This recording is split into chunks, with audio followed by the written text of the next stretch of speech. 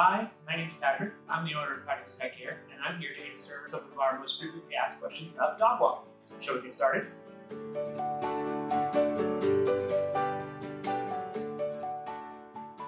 First question is submitted by Bucky the dog. Can you please move to Arlington to walk me? Aw, Bucky, I love that question. We would love to walk you in Arlington. Someday we will be there to walk you, but for right now, we're doing all that we can in Washington, D.C. Okay, so question number 2. What's the difference between an enrichment walk and a regular walk? That's a great question. There's a big substantive difference between an enrichment walk, which is all about fulfilling the dog's needs and doing that based on what they want to do, versus a regular walk, which is taking the dog around the block. A regular walk is a dog being put on a leash, going around the block, maybe going to the bathroom, coming home.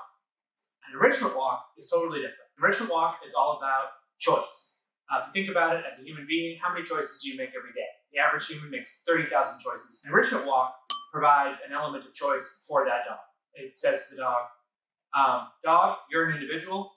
What is it that would provide joy and fulfillment to you? And let's do whatever that is. So for some dogs, that might be playing with a snuffle mat. For some dogs, that might be going swimming. For other dogs, that might be a slow, sniffy walk to be able to use their olfactory system and get fulfillment from using their nose. All right, next question. Any suggestions to help make walks a better experience for my dog? Love that question too. Absolutely. First of all, think about that whole element of choice once again. Have you thought about what your dog might want to do on your dog's walk? Let the dog decide what route you're going to take. Let the dog decide how fast or slow you're going to go. Let the dog decide whether they're going to have an opportunity to stop and use their nose or walk quickly and get some exercise. Just those basic steps are a great thing. And one other thing I would add is be thoughtful about your decisions that you make on behalf of your dog in terms of meeting other dogs. Sometimes, it's a little bit confrontational for two different dogs who don't know each other to meet each other face to face suddenly without any warning. So just be thoughtful about that. Not all dogs are outwardly social, and sometimes it's better to just let them have space from other dogs and be thoughtful about what it is that they want.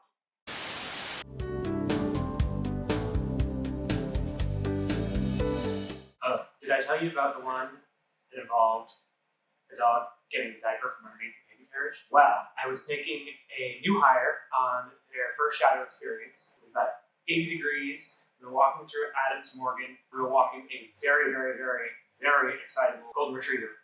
And a parent was going by with a baby carriage, and the dog, as the baby carriage passed, ducked underneath the baby carriage, got a soiled diaper, and shook it violently. The contents of it went all over all of us, including the new hire on his first day. Next question. Why does my dog bark at some people and dogs, but not others? When you walk down the street as a human being, do you love and want to make friends with every single person that you come across when you walk down the street? Probably not. But that's very similar to how dogs perceive and experience their world. They like some dogs, they don't like other dogs, just like we as people like some people and don't like other people. It's perfectly normal, perfectly natural, nothing to be worried about. Next question. Do you walk dogs who are leash reactive? Yes, we absolutely walk dogs that are leash reactive. Dogs that are leash reactive still deserve fulfillment, an opportunity to explore, just like any other dogs. We do take precautionary measures, such as making sure that if the dog is particularly leash reactive, the person who's responsible for that dog feels comfortable to maintain safe control over that dog. So if it was a 150-pound Tibetan Mastiff, we probably wouldn't pair that particular reactive dog with a 110-pound dog walker. That wouldn't go well because it would be difficult for that walker to maintain safe control of that dog. We might also take other preventative steps to make sure that the situation is managed by using tools such as a Baskerville muzzle, which is a muzzle that allows the dog to breathe, to pant, and to drink water. Just prevents them from using their teeth to bite other animals. And with proper management, a reactive dog can absolutely be responsibly managed in a city environment by our company. Next question. What is a TLC visit? A TLC visit, TLC stands for tender loving care, and all dogs are individuals. Puppies need different things from adult dogs. Senior dogs need something different from adult dogs. And the tender loving care is generally catered towards those senior dogs, those dogs that have mobility issues, those dogs that may have arthritis or some other personal circumstance that makes it such that they need a caretaker to go a little bit slower, be a little bit more thoughtful, to take their time and to provide that individual level of care that senior dog or the dog that suffers from arthritis would need in order to enjoy their walk and avoid that sort of hustle, bustle, rushed feeling that can sometimes happen on a regular dog walk. Next question, what is a puppy socialization visit? Also a good question. Puppy socialization visit is designed to take advantage of the prime socialization period that happens for a puppy up until it's about 4 months old. When a puppy is in its socialization period, everything that it experiences is new, and it's really important that when it experiences new things, that experience be positive for the puppy. And that needs to be done very thoughtfully and with care so that the dog doesn't develop fear or aversion to anything new that it's experiencing for the first time. Puppy socialization visit is done by someone who's trained in puppy socialization and has a deep understanding of the puppy socialization period and knows how to make those new experiences the puppy is having positive for that puppy. Next question.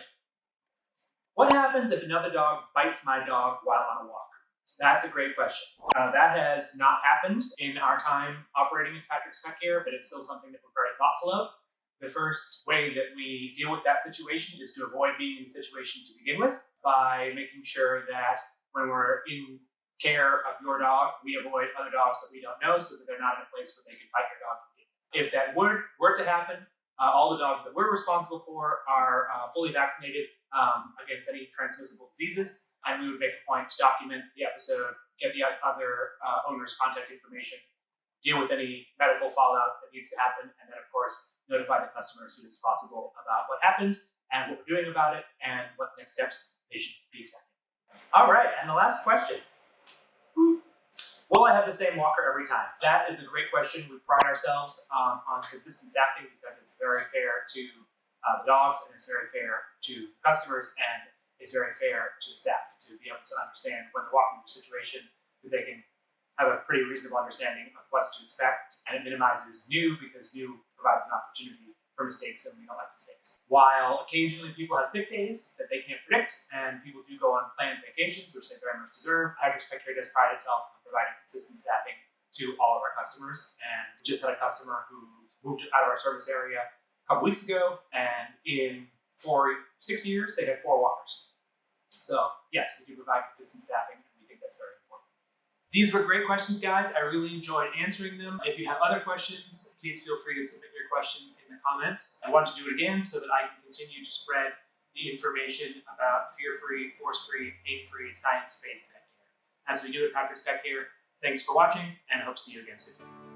To learn more about our enrichment walks and our force-free, fear-free, and pain-free canine enrichment programs, visit us at patrickspetcare.com.